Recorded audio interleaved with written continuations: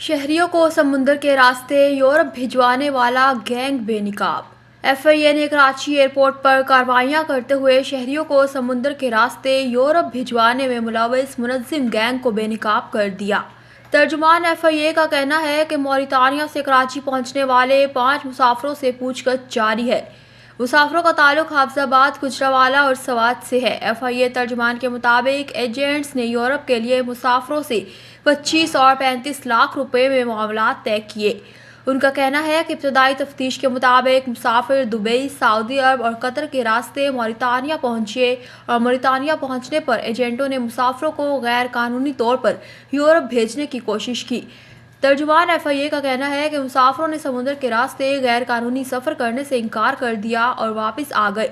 मुसाफिरों को एजेंट्स की निशानदेही के लिए इंसदाद इंसानी स्मगलिंग सर्कल कराची मुंतकिल कर दिया गया है। एफआईए के तर्जुमान का यह भी कहना है कि गैर कानूनी सफरी दस्तावेजात की सख्त जांच पड़ताल जारी है। एजेंट्स और इनके सहूलतकारों के खिलाफ बिला इम्तियाज कार्रवाई की जा रही है।